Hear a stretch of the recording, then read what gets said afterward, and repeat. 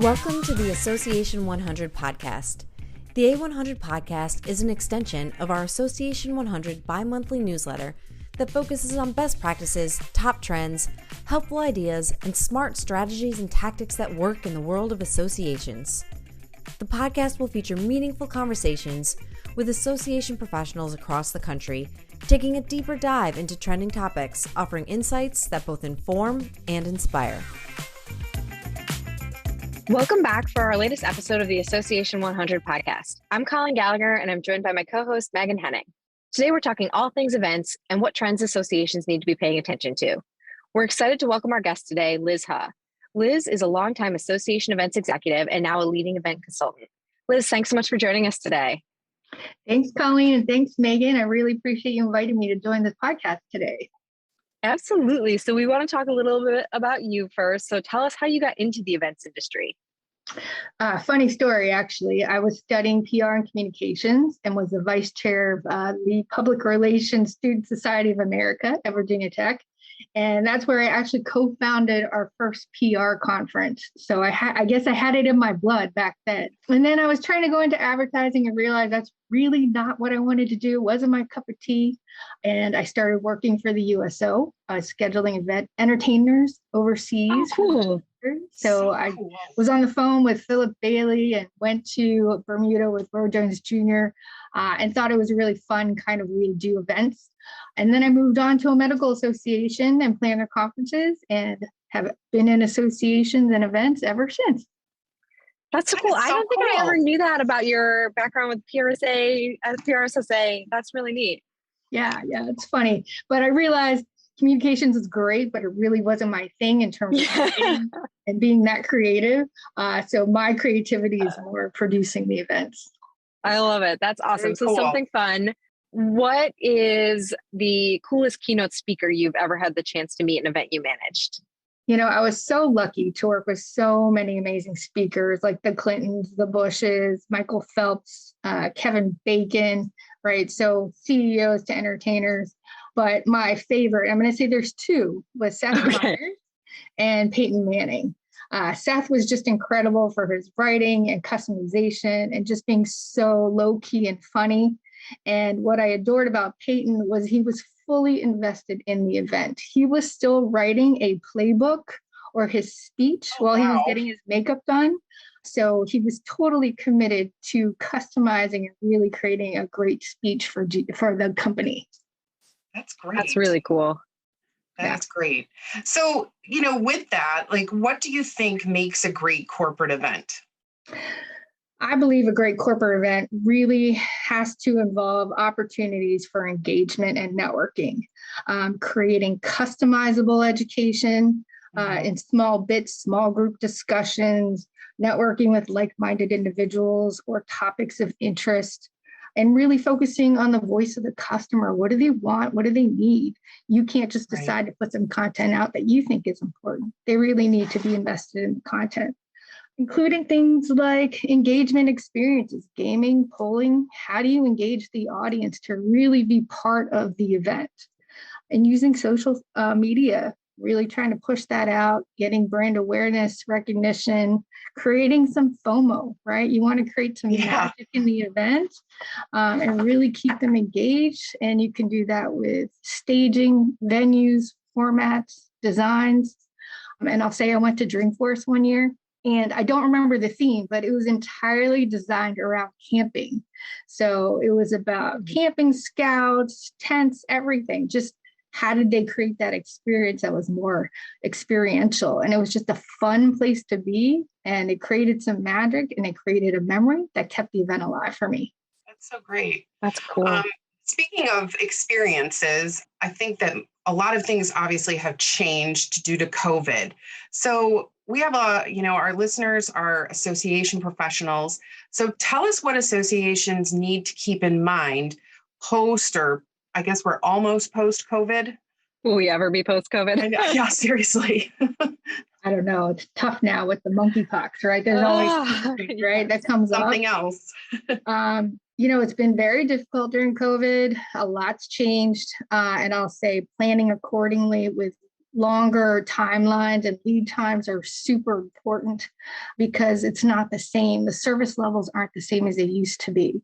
And you have to really create strong partnerships with your vendors and your venues to really talk about the expectations of how work is going to get done, who's going to do the work, and the product, the finished product, what's it going to be and how's it going to, how are they going to work for you?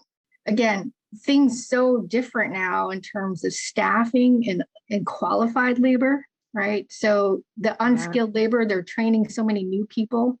So that's also difficult for seasoned professionals, right? Working with people who are a little unseasoned in their experiences, trying to learn new event planning or ways to do it. So I find those to be challenges as well. And expenses, right? Everything's more expensive now. The estimated cost of food has gone up by 30%.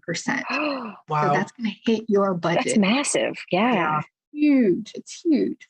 And that was a consistent statement across the board between multiple caterers, how expensive it's gotten to be in the supply chain, right? Mm-hmm. That's also impacting the quality of food and the kinds of food you can get at those prices. Right. That's pretty amazing. I mean, I think the last time that I was at a large gathering, was way before the pandemic. And part of me, wants to be able to go back, but is a little afraid. What do you think is never going to make a return post-COVID? Eventually, everything will make a comeback, but things will shift a little bit, right? I think things like room drops will never come back, right? That's just, there's a cost, there's labor. But you'll see reductions in printed materials, right? In conference bags and swag. So I think, again, that's due to sustainability, right? Our efforts on sustainability and the cost of goods and services and in the supply chain. That's good. Yeah, that's true. It's like a perfect storm of everything there. Yes. Yes. So do you think conventions, like big conventions, I know you've worked on a lot of them, do you think they will make their way back to their glory days where there's, 7,000 to 10,000 people eating lunch somewhere? Absolutely. That's the highlight of every event, right? Is to come back where there's thousands of people there and everyone having a great time and networking with each other. But I will say there's some uncertainty in events still, right? In terms of sizes, budgets, what can you expect? But conferences and events are critical to revenue generation, right? And so there is a high demand, and the focus of returning to face-to-face and live events is there. Everybody wants them. They know there's revenue there, and they know it's to help create content and push out messages and branding. So there is absolutely optimism for the industry. The AMEX 2022 Meetings and Events Global Forecast shows optimism and growth in the industry to return in 1 to 2 years. But I think it's going to take about 2 years before we're fully recovered due to shortages in staffing and supply chain and just overall services with the industry today. Yeah, that's good. I'm hoping this all goes back because I myself like going to them. And I do think they're so worthwhile. Absolutely. Yeah, I agree. I went to my first conference in May, and it was a smaller scale one, but it was nice to be back out there. And there's something about seeing everyone together again. It's just exciting. But on that front, now events have proved that they can do virtual, they can do in person, and there's hybrid. So what do you really think about hybrid events and the future for them?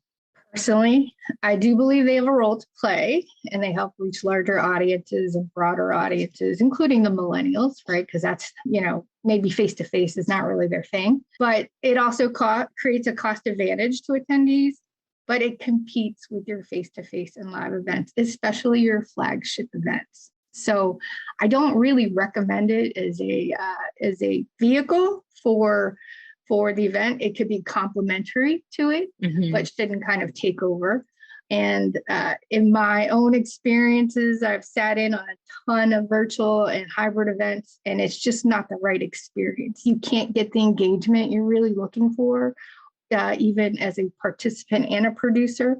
And there's distractions, and it's hard to find the ROI for vendors and suppliers in that virtual digital market, right? It's very difficult. And I could easily pick up the phone and call them and connect with them versus sitting there trying to do it while I'm doing a virtual program.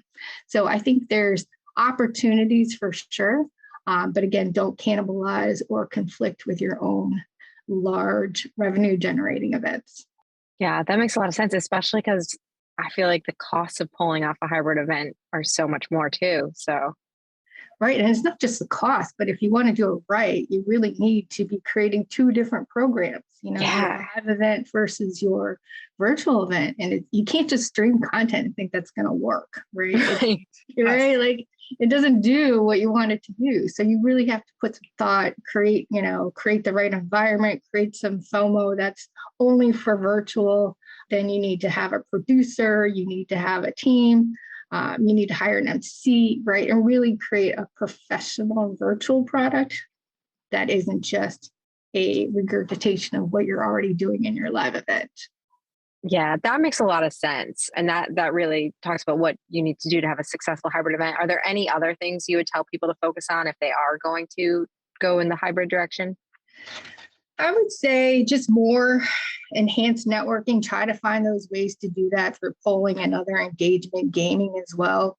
Those are fun ways to do it. But it's still tough. It's kind of, a message here, a message there. It's not true networking with someone, right?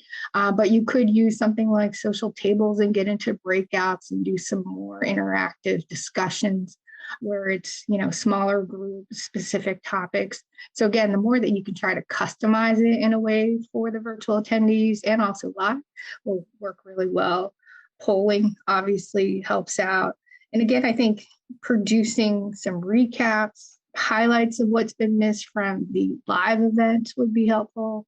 And again, just the quality of production is super important because you don't want to just pretend like it's a Zoom event, right? Yes. You really want music, graphics. You gotta make sure the speakers are up to par with how the visuals work because it's so different when you're talking about virtual, right? A flat presentation that's been there, the same slide for 2 minutes isn't going to capture your engagement. So you really got to work with the speakers as well. Yeah, I love that idea about engagement because I attended a ton of virtual events during the pandemic and some were great and really interesting and I learned a lot, but it got to the point too where it would almost become background noise and I would just be working. And it's so easy when you're not there to just say, oh, I'm just gonna get my work done. So yeah, I think that the engagement tips are really smart. You mentioned food earlier, and Colleen and I went earlier this year to Tennessee to an association's annual meeting, and they served us lunch. And it was probably like one of the best lunches we've ever eaten. It was like filet mignon. It was fantastic. It was cooked well. It was amazing. Yes, it was incredible. And then recently I went to another conference and food, it's like we're in the middle of COVID or post-COVID, and they gave you this lunchbox. And I started to think, well, gosh, we were just, somewhere where we had filet mignon. So I know you mentioned that food and the cost has gone up, but how much of a headache is it to plan a lunch for thousands of people? And what would you like attendees to know about what goes into the planning for a luncheon? First, it's a huge headache. Yes. But I am first a foodie, but I have food allergies. But I do try to have a lot of fun with the food planning. So I get to know the chefs really well. And we'll do a lot of collaboration. It's a ton of collaboration with the chef. And, for example, a couple of years ago, we were working with Orlando and we were trying to do more of a allergy-free menu and gluten-free menu. And the chef was kind of pushing back on cauliflower mash, but then that's been one of his best-selling items. Oh, funny. Like 5 years ago. And it's always on the menu now, right? So I love to collaborate that with them. I tell them, I'm not a chef, but I play one on TV. So we can always talk about the food. Convention chicken is always top of the menu, right? So yes. It's how the chicken is done, whether it's cold or hot, and what kind of flavors are there. But, that's not the only thing. And people get tired of convention chicken. So we really try to look at how do you create tasty, healthy, and exciting menus that are cost effective as well. And you have to look at things that, your history as well. Do you need kosher? Do you need halal? Those are like $100 per meal. So you have to think about how many do you need and order them early, right? Because they're specialty items. And most recently, I worked to create a fully vegan lunch, right? Because our focus is sustainability. So we really put an effort on working with the chefs on multiple vegan items and entrees and desserts, and instead of bread, other things that were like hummus and vegetables. So really taking the time to think about it, looking at the menus, revising the menus, and doing tastings. So it's a lot of work that goes into the preparation of the menu. And then two, how is it being delivered to you? Is it in sustainable material, right? If it's a to-go lunch, right? Are we looking at plastic, recyclable, sustainable, compostable? Is it bamboo? Is it, corn straws, right? So what are you looking at in terms of your sustainability efforts versus just China, which is easy and more sustainable, but there's an additional cost to that too. So, and then windows, planning windows, right? Or service windows. So you have a speaker and you want to make sure there isn't a lot of noise that's happening while your speaker's presenting, but you want to deliver the food. So depends on how many courses. Do you cut it back from 3 courses to 2 courses? Do you pre-plate certain things? So again, there's a tremendous amount of thought that goes into the food and how it's planned and prepared, but also we do our best, but we can't please everybody. Right. I think it's just, you don't, as an attendee, maybe even think of all that you just talked about that goes into that luncheon. And I feel like now, having listened to you, the next time I do go to a luncheon, I will be paying attention to realize all that goes into that. So what is a nightmare situation for an event planner and how could you handle it? I've run into so many different situations, but I think you can handle most of them, right? Like speaker not showing up or AV issues or power outages. That's always a fun one. But I think the death of an attendee at an event is probably the hardest thing to really manage. And I say that first because it's emotional for all parties involved. And then two, you got to have a clear head, but you also need to have a clear action plan and protocols in place. So it's really important to make sure you're reviewing those annually and working closely with security, first aid, the building to really understand how to manage medical emergencies. Do you call 911 or does the building call 911? Because sometimes you cannot in certain venues. So I think it's really important to make sure you know the protocols and can enact them quickly. And then what I also like to do is on the back of the badge is I like to have emergency contact information on the badge so I can quickly make phone calls to the family if needed, depending on the situation, whether you just say it's an emergency and or tell them what hospital they're going to. And then I also like to call the company's HR department because they're usually there for work travel, right? So again, calling them just to let them know the situation. And then following up, right? You want to follow up with the family, make sure things are either okay or there's some resolution to the situation. So I think it's that empathy, this, taking the time to really just make sure they're okay as well. Yeah, that's really powerful. I was thinking like the AV things or something like that. So that is, that's some good advice. So shifting gears a little, Megan mentioned our listeners are association professionals, and so many of them are responsible for planning events and meetings for their association. So what are your top tips for those teams in today's environment?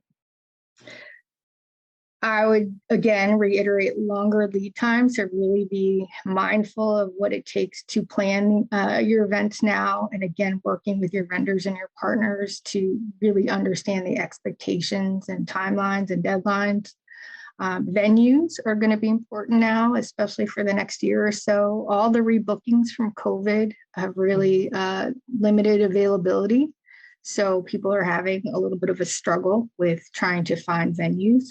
And people are booking last minute now, right? So we're just the lead time for booking events is probably shortened too, because we don't know what's next, right? So we're trying to take a little step back, and versus a 5-year plan or 10-year plan, it may be, okay, I'll book this in the next 6 months, right? And so there's a lot of demand coming up. Rates, hotel rates, group rates are now higher. because there's less business transient occupancy. Oh, yeah. So they're trying to make up for it somewhere else, and it's in the groups, which is coming back, right? So that's important to remember. Look at all your contracts again, right? Your cancellations, your rebookings, your force majeure, your attrition. Contract negotiations aren't going to be the same as before, right? Like you really need to think about what's important to you as an organization in those areas. Cost of inflation, cost of goods, cost of services, right? Your budgets are going to be impacted by all of this. Just another thing is all the flight cancellations, right? So flight cancellations are going to impact you from going to a meeting or coming back. So you could have longer stays at the hotel that you need to account for as well. And really just, shortage of skilled labor, right? Again, that's causing problems at airports, at hotels, front desks. There's lines now because service is there, or you don't have things that you used to have in hotels, like the concierge lounges are starting to come back, but they're not fully there, right? Or in-room delivery. Those things started to go away. It might take a little time. And then risk, I'd say really look at risk and assessing your risk, because it's not just about COVID protocols and other things like that now, because those are diminishing. I would look at more things like security, recent shootings and all that's happening in the world. You don't know if there's going to be protesters or someone who wants to make a statement, right? Or some impact that's a security threat. So you really need to be mindful of those things. Yeah, that's some really great advice and some important things to focus on for association event meeting planners. You talked about the shortage of skilled labor, and it the association workforce has been hit as well by the Great Resignation. So, what do you recommend for these event and meeting staff teams that are down team members and are still responsible for pulling off these events coming up with less resources? I have firsthand experience with that for sure. Basically, I lost the majority of my team as well, either during layoffs or just, resigning. So it ultimately became Party of One, planning our big, annual events. And I'll say, I think first, it's important that the organization really look at their culture and their leadership and empathy and really putting people first. I think that's so important right now because of the burnout, because we've been overworked, we've been stressed out, and there's just that level of low morale and just, we're all working so hard.